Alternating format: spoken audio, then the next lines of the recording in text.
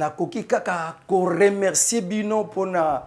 en tout cas attention na bino bozo prêter pona ko landa ka chaîne na bino bolingami en Congo Liberté TV nazana esengo mingi pe na lela bino makasi ba abonné ba landi ya chaîne oyo isika bino boyokaka ba information to ba actualité ya mboka na biso parce que likambo mabele nde likambo mabele lisusu peut-être ba musu ba yebinga te uzinga libaku na mbala libuso ne communicateur IDPS José Matuvangwa communément appelé mwana manianga nde lelo tozana lisusu kati na émission ya lelo pona koyeba kosolola makambo ekoleka na kati ya mboka na biso République démocratique du Congo. En tout cas na souhaiter yo penza bienvenue penza na kokota na kati ya émission ya lelo. Lelo ezali bandi la semaine taka mkola lendi le 8 le 5 mois na piso penza merci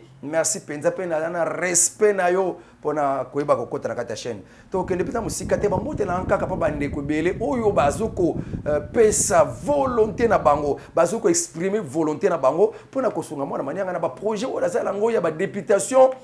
nationale ba députation pona esengeli moi mbongo moi baboye salama moi activité moko salama tout ça du soutien financier bande bazoko ko souhaiter ko soutenir nga bazali déjà na kati ya ba diaspora pe na kati ya mboka. En tout cas je vous félicite et puis que Dieu vous bénisse. Nazana isengo mingi lokola papa pasteur Mayelele kuna na kati ya Swede Saïdou Boubalama na ba mama Marie-José Mbombo Marie-José Mbombo kuna na kati ya Swede mama Marie-Louise kuna na kati ya Belgique. Vraiment je suis très reconnaissante tango nyonso pona kokanisa la kangayo na koti mbala moko na basije na biso mokole yango nde toyeli o toyeli nde basije nini tokolobela mokole lelo mokonzi mboka sima kuuta kati na mboka ya Bujumbura na Burundi kuna nde 11e sommet ezalaki kuna pona makambo na bango ba suivi ya ba accord cadre Addis Abeba makambo ngo pe simba kate tokolobela pe quand même un peu moi makambo ya suka bazwaki mais mokonzi mboka asili ko uzwa mpepo pona kokene na mboka ya Namibie kuna kesala nini susu eza pona makamba Sadek yango pona basala nini tokobetela ngo masolo kaka awa mbala moko pes sima ya kokende na mboka ya Sadek wana ya na Namibie wana akusuka wana te akobeta pe mwa crochet lisusu na mokola lobi mardi le 9 akobeta mwa crochet na mboka ya Botswana na Gaborone kuna tokobeta suma solo eza supona nini mukonza mboka pa tambola 3 te tokobeta kama solo ko yeba tina nango. Alors tokokende na député moko babenge député Nanu Memba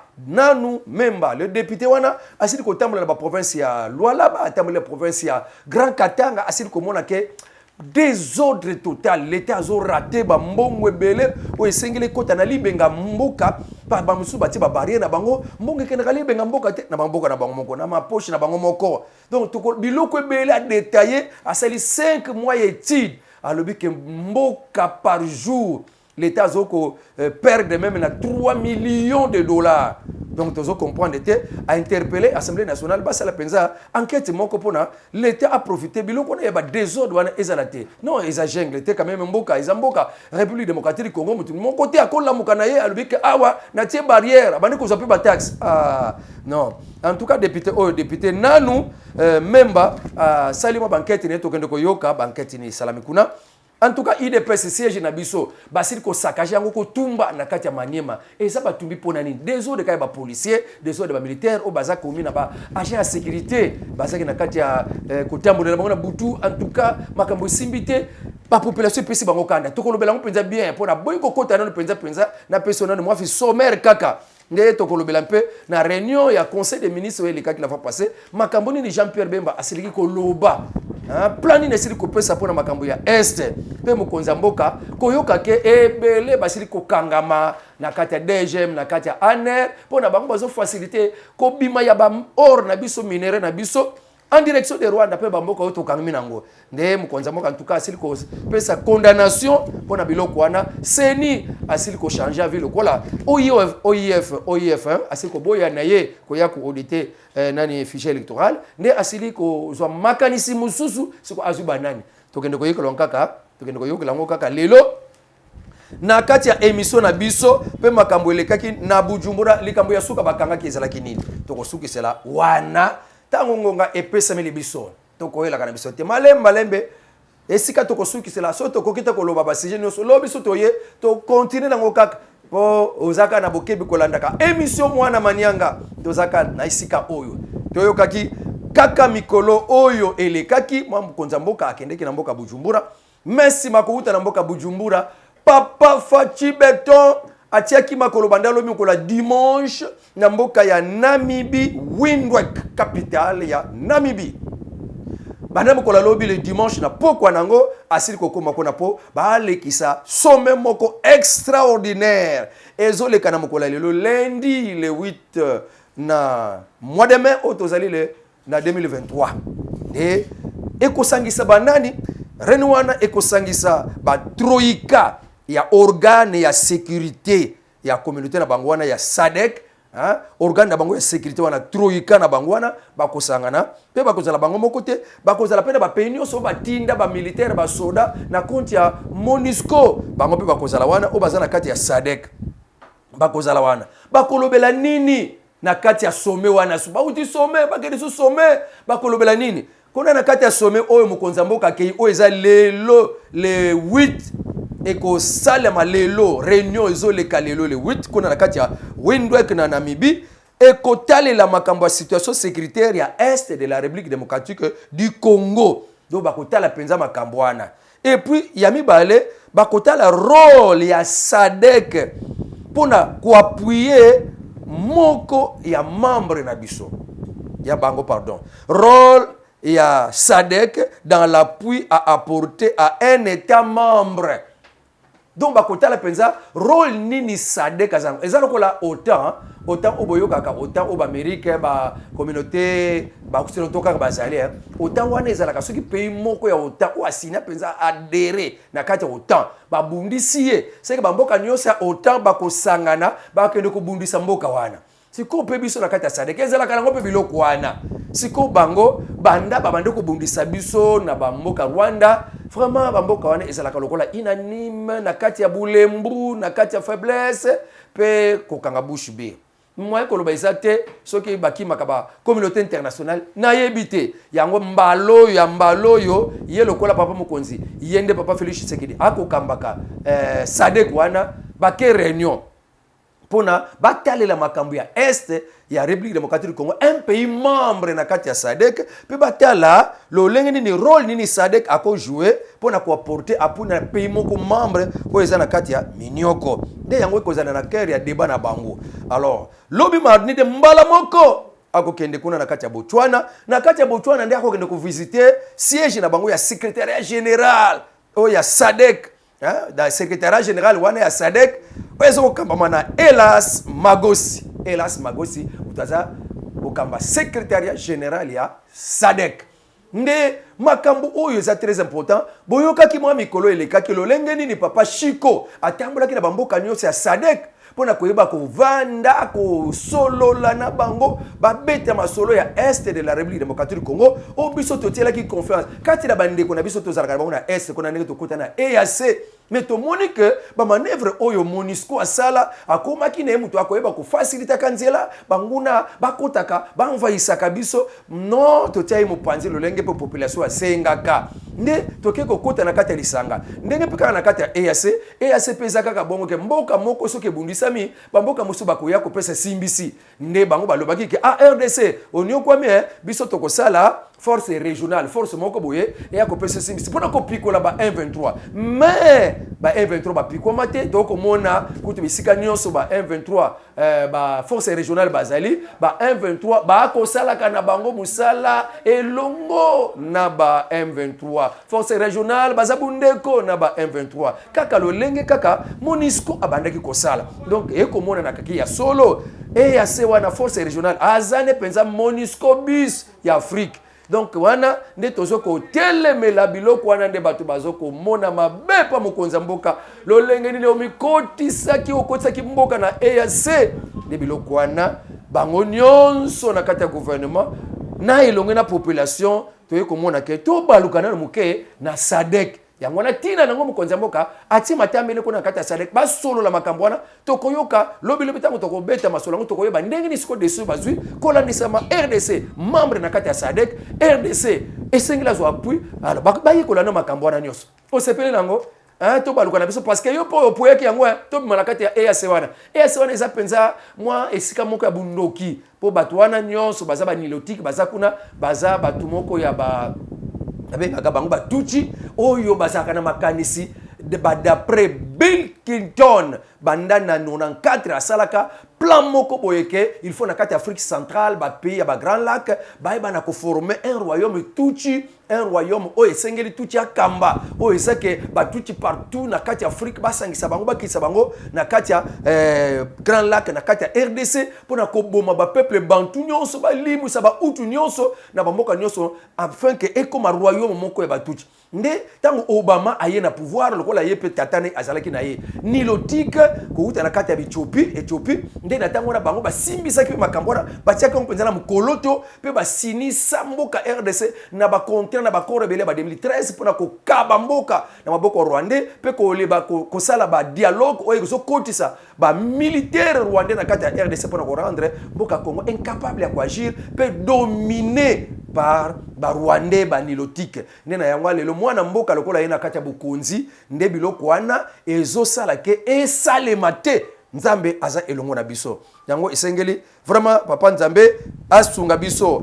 sima kuna tango ko ndikuna kati ya Botswana bakosola pe na homologue na ye bo babengi Eric Moko Gwechi bakosola pe na ye kuna kati ya Botswana en tout cas peuple congolais nzamba asungi biso tozwa mokunzi ya mwana mboka po makambo ile kaka na jeunesse sika bakende ba fayulu bakende ki bango nyonso bakende ba opposant wana soki kaka esale makambo Genève oyo ba organisme nyonso oyo bayibaka biloko na Congo babomaka batu na kati ya Congo pona bazwa ba minere na biso bazalaka kuna bango wana nde bazalaka na sima fayulu po esengele ka 2 ans après nesiko nani Moïse Katumbi ayana bokunzi ndenge bazo préparer candidature ya Moïse Katumbi eza soutenu par les occidentaux eza Genève bis wana pona ko kabola mboka c'est pourquoi nazoko idariser vous na ba opposant oyo bozomona o balingi ko tambola le 13 o ba tambola pona nzala ba tambola même ko ko tambola pona agression rwandaise ko tambola pona ndenge ba M23 bakende ko tambola pona ko dénoncer agression ya Rwanda ya Kagame jamais batikala ko dénoncer batakatumbi batikala ko dénoncer le konate parce que bazanzela moko et puis ce sont des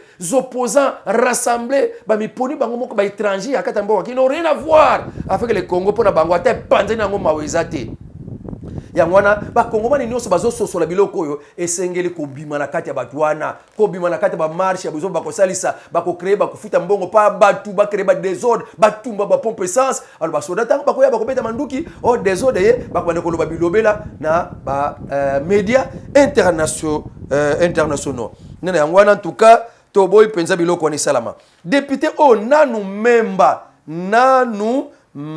memba asili kotambola na Lualaba na Grand Katanga amoni que l'état zo manqué mbongo ebele o esengele kota na lezi ba l'état mais bato ebele basali ba taxe ba ebele basali ba misala bazo sala kuna ba barrière ba tie mbongo wana muna mutuka yemo kazui banda tongo tipoka lobi pe banda tongo tipokwa awo senga pe mituka ba mbongo ba taxe avant aleka na barrière na ye mais mbongo wana ye azanani donc azomona que o ezamboka zamba to mboka nini o biloko ni sala maka impossible ne interpeller l'Assemblée nationale que non mettons de l'ordre dans ce pays ndoke kutambola boité même gouverneur ya Lualaba azomona te gouverneur ya Katanga azomona te ndetala siko yemo kasali 5 mois ya constat pour kotambola na makambo asili komona na 5 mois na ye ya expertise asili ko sala ya lobi que mboka Congo zo perdre par jour au moins 3 millions de dollars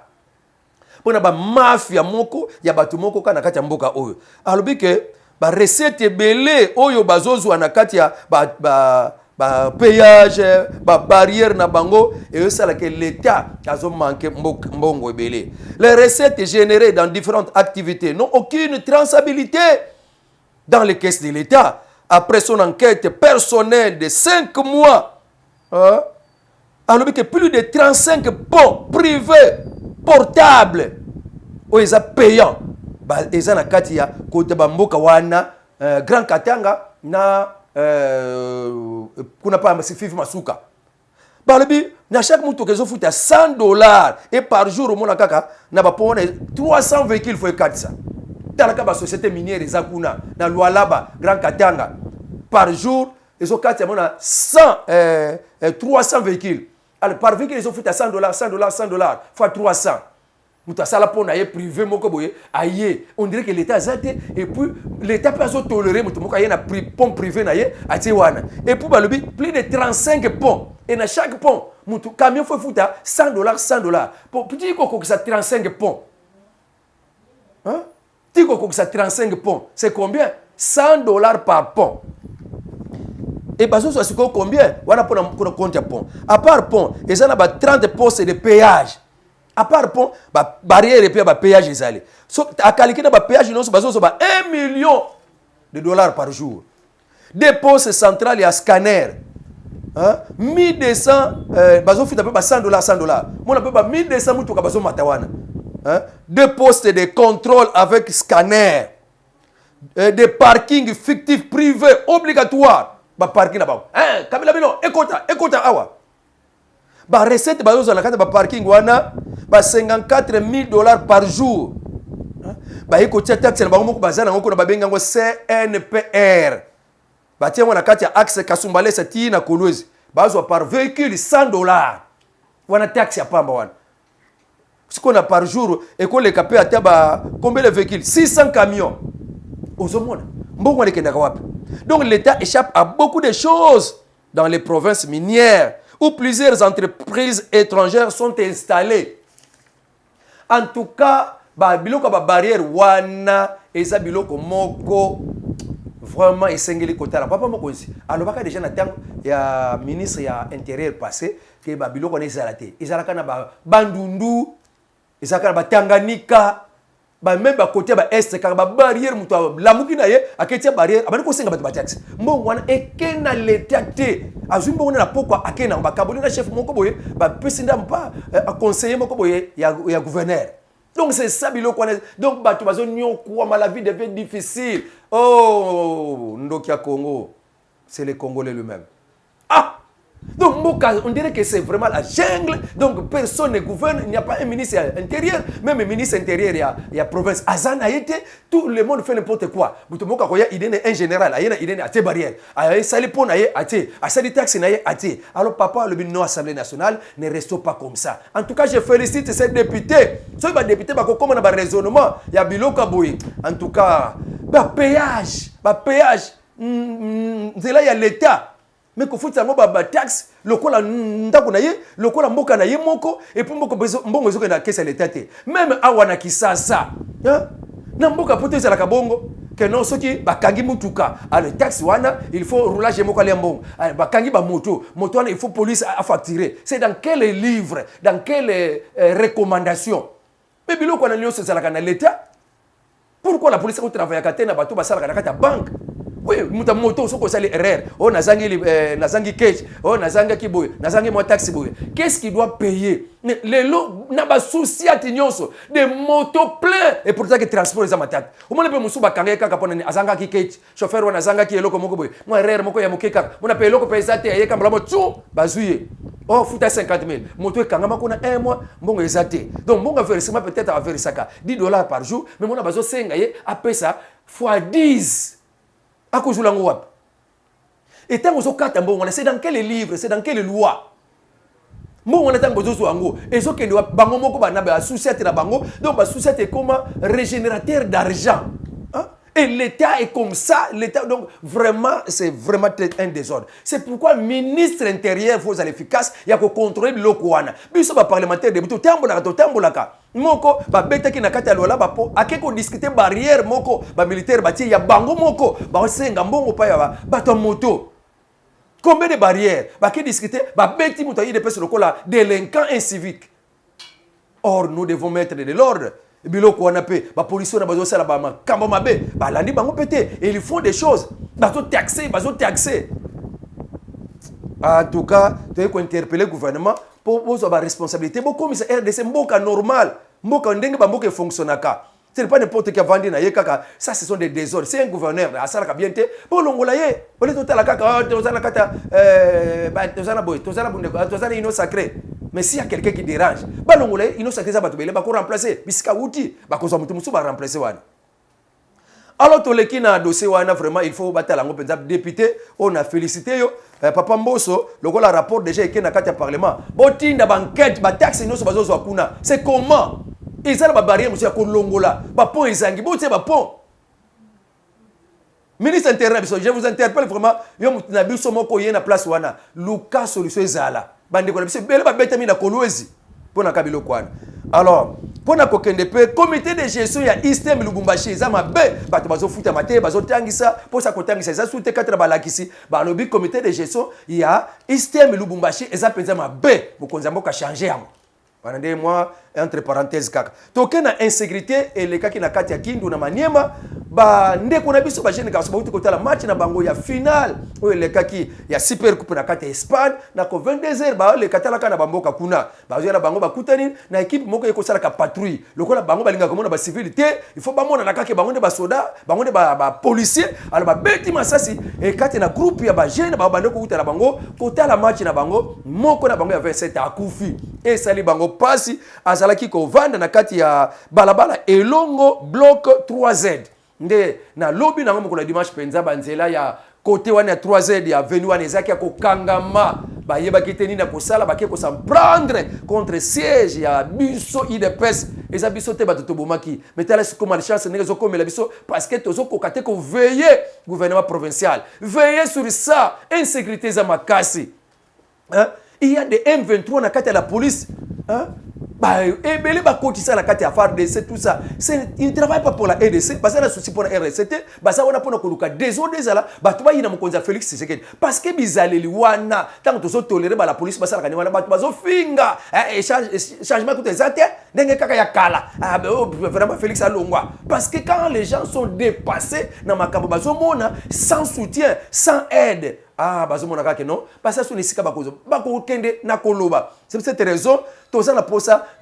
policier so kazaki militaire en tout cas kangama bango bazolo bako bazalaki bazalendu bazalaki ba autodéfense moko boye balataki ba pakolaki ba makasa pona bazo masasité lokuta ba jeune garçon ba utaki na bango ko sala ma kota la balle na bango mais les policiers sont devenus vraiment insensibles devant la population or que policiers azaka mais la population pona ko battre pe ko battre ba bien naie mais ya lelo tozo mona c'est différent c'est pourquoi to senga il faut penser à côté la police, na côté armée, ceux qui déviation ils allaient bomba population. Ne confondez pas au M23. Moutou aboyaza M23. Il faut vraiment des jugements publics pour ba tuba soda musu ba police musu ba yebake réellement en tout cas population bazomona biloko wana pe bazwa mayele ba o esengeli basalam parce que tango zo boma soda musu ba kutu ndeko langa wana bomane basale le côté. Ye peut-être on komona kama eloko mukabomi na ye. Donc, quand vous laissez des choses comme ça, que les policiers ont sanctionné, en tout cas, c'est vraiment le mal et vous empirez la situation dans le gouvernement. Ne biloko wana eleka ki na katia Kindu passe ça kuna bureau na biso IDPS piller parce que ba yebika biso nde toza na pouvoir, biso nde tozo tolérer biloko wana. Alors, insécurité wana ezaka pe na kati ya Kindu te, na kati ya Maniema te, oya ba policier et mona liki pe na njili na biso nga moko ba betelinga lisolo pa na kati ya quartier 13, hein? Bato moko ba uti na mbata na quartier 1, ba policier bazo tambola na bango na minduki ba kome na quartier 13 na bar moko boye, ba sali kaka lokola désordre. Bokanga batu. Bato ba bandiko kima. Moko akiki na centre de santé moko boye akiki na centre de santé police la ndete na centre de santé a beteli masasi na kati ya centre de santé mutakufi na kati ya centre de santé batu bakimi babomi mutu ti bakolo mutu bayikozo mutu bakie kotika na kati ya morgue et salami na kati ya quartier 13 avenue Mayenge hein bauti batu wana bauti ki wapi basoda ya mbata na quartier 1 siko biloko na soki sans punition donc d'abomina ye et puis sans que l'état alanda vraiment jugement public exacté en tout cas ils ont ça la passe na population wana papa mokonzi nazo ko interpeller biloko wana ils ont ça la c'est une technique pour la ko dévaloriser yo c'est une technique pour la ko yimisa yo soko tali penza oui tozo koba na biso parce que sengeli ba police wana tang bazo boma batu expressément sans que bazo etumbu public population so mona ke bazwa ba pesa ke tumbu pas mututel et puis ba police mususu o ba ko sala likambo na lobby ba sala ngosuti donc biloko wana vraiment ekoyinisa mukonza mboka na population total penza bien na ndenge ya la police makambo ndenge zo tambola beaucoup des infiltrés bazana kata la police bazo sala misala bazo sala makambo pona koyinisa mukonza mboka neto interpeller ministre de l'Intérieur intérieur tellement côté wana c'est l'ordre na la police na njil camion ya 207 zo tambola ko kanga bikanga kanga. So, donc, si vous avez un camion de 107 mais vous avez libre de mboka na ye. Parce que bakangi mutu, baketika na district, kuna kaka côté na bango, kuna kaka so na quartier wana, oh ya mbata, baketika ye mususu na commune, oh avant bazo mwana na bango, bafuta nanu 50 000. Mais mutu asali le côté, commune ngo moyen ya kozwa mbongo, ya escroquerie ya population jusqu'à tel point que population elembi pasi. Mukonza mboka. Papa Peter Kazadi, tala biloko nazo funde la yo, nazo dénoncer, nde yangwana. Njil, 207, donc opération 207, kokanga ba jeune garçon. Vraiment, c'est un peu difficile. Biloko wana, tobo yango na kati ya ba mboka na biso ya Congo. Papa Jean-Pierre Bemba na réunion na bango, réunion basala ki ya conseil des ministres, asili kotalisa ndenge nini ba hélicoptère misatu etambola ki likolo chanzo kuna na mboka na biso RDC pona koyeba na ko renforcer ba M23. Pe ba moni ke ba M23 ba komi ko lata lokola civil, pe ko ba se créer ba groupe d'autodéfense ko bomba mabazamba. Pe na kati ba mboka oyo EAC azali. Ils sont vraiment que EAC a kotambola ke longo na ba groupe rebelle ba M23. Alors papa Jean-Pierre Bemba sili ko présenter plan moko boye oyo eza lié na ba opération militaire o ba ko salela sur terrain. De yangwana tozo kozela ba attaque moko zo ya bango bazo bongisa pe biso pe tozo bonga makala te président Félix Tshisekedi sele basala. Mubembo na papa Jean-Pierre Bemba kuna na kati ya Russie pe na kati ya Chine. Alors nde yangwana sima nango makambunde eko yandu kapenza toza tuna tangu ya kobondela mutu te eza siko ko récupérer territoire na biso oyo parce que ba ko respecta kapeka kate toke na Addis Abeba toke na EAC toke na ba accord nyonso ba komema biso pona paix ya Grand Lac Rwanda kotikala ko respecta ngote parce que pona ye il a besoin des minéraux du Congo.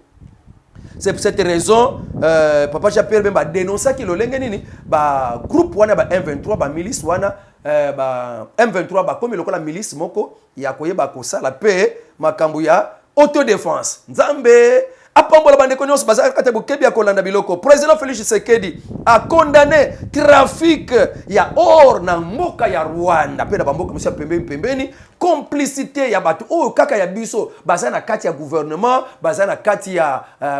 DGM ba ANR mokonza mboka penza regretter nango pe a condamné pe a féliciter bandeko baza penza komi na kati ya service ezosala c'est perquisition pour kokanga batuana to lobaki na émission na biso passé biloko nini bakanga ki bango mais on a ekopesa biso ka moi compte rendu lo lengene mokonza mboka sima koyoka biloko wana et asili kopesa félicitations. Et le président Félix Tshisekedi condamne le rôle néfaste que jouent les dépositaires des prérogatives de la puissance publique dans la pérennisation de la guerre dans l'Est. Wana ezaki na conseil des ministres asileki ko interpeller bandeko ba gouvernement na kati ya makambo wana. Alors, il y a le but que bato ba kangami wana penza esengeli bazwa itumbu na bango ba ibana ko sambi sama parce que na kati na bango bandeko ya ba opérateur économique ya ba étranger ya ba pa ya bazalaki bazo travailler elongo na ba mboka oyo kangami biso mais ba wana nyonso wana ba opérateur économique baza na siège na bango na Rwanda. Yango tango toyoka ki na rapport na émission na ngai lekaki ke Rwanda azoko mikumisa Geye wana asili ko sala moi 3 mois kaka asili ko teka na ba minéraux na bango 300 millions de minéraux ya mbongo azwi na ba minéraux soka minéraux wana ezoko bimila na banzela frauduleuse na nzela Sud Kivu de yango wana siko bakangi yango makambo ya blanchiment de capitaux ya koyiba ba mbongo ya ba or wana evimbisaka manduki epesaka manduki esomba ka manduki pona eke na ba groupe rebelle makambo wana ekozala sute ba tio nyonso oyo banguna bazoki biyibila ba minéraux eza kokangama ba société oyo ya mwanga chuchu yo bamande kozole ba ravitaillement eza ya kokangama tokotala siko lobi soki bakosala ni yango wana Rwanda komona ke makambo ekomi grave yango azoko siko déclarer guerre vis-à-vis ne bazoluka réseau ya kokota bazomona penza te. En tout cas mokonza mboka pesi félicitations na bandeko oyo penza bazosala musala ya kokanga bango bakanga mapona kokanga tio wana nyonso OIF akoboya koya ko auditer ndenge basengaki epa seni sikoyo asili ko sala équipe moko national et qu'on a composé na ba nationaux na ba internationaux pour na ba auditer fichier électoral to condamna ki seni e bandi ndenge nini obengisa batu wana ba ko auditer fichier oyebi bango baza banani en tout cas seni peut omona ngo clarté yango wana seni siko azu ba expert internationaux na nationaux pour na ba ko sala ngo yelo bi pour na transparence kaka parce que misala auto sali ya ko enrôler na sala ngo moko te to sala ngo na mutualisation na bande ko na biso ya statistique oyo basala kama recensement na bande ko basala kama identification bata ONIP mais biso to mona ki sur terrain kaka batu ka basala ki zakito ko batu seni bata enrôlement mais tout monde sika recensement salamité tout monde sika identification salamité alors biloko wana ndito kondana ki yango ndenga ka société civile azolinga ke ba pesa nanu ba carte d'identité pour ndenge salamili ce n'est pas la méthode on va pesa ka ba carte d'identité il faut ba associer nanu société civile na ba chef de quartier ba chef des avenues bango ne bakoye ba siki eki na kati ya mboka o alors total est minute na biso ezali combien de minutes etikali na biso kuna OK tokomi penza na suka likamba suka bakangaki kuna na Bujumbura sima mokonzi mboka ko dénoncer violation ya ba mécanisme ya ba corps wana ya ba suivi ya ba corps ya ba corps cadre wana ndenge balobeke mutu akokota na kati ya mabela muninga te ako soutenir ba groupe armé te pe akoza la siège to ebombeli ya bato basala mabe na kati ya Congo te biloko na nyonso Rwanda ndi mutu abuki yango mais asa signataire pe ba charte ba ONU ya ba Union africaine mais mutu abosa ko buka penza mibeko nde wana sans que ba pesa pe tumbu kati na Union africaine kati na européenne kati na ONU pe kati na EAC biloko na explique papa mokonzi Félix Tshisekedi a dénoncé mais pona Moussa Faki o aza kotinda man Afrique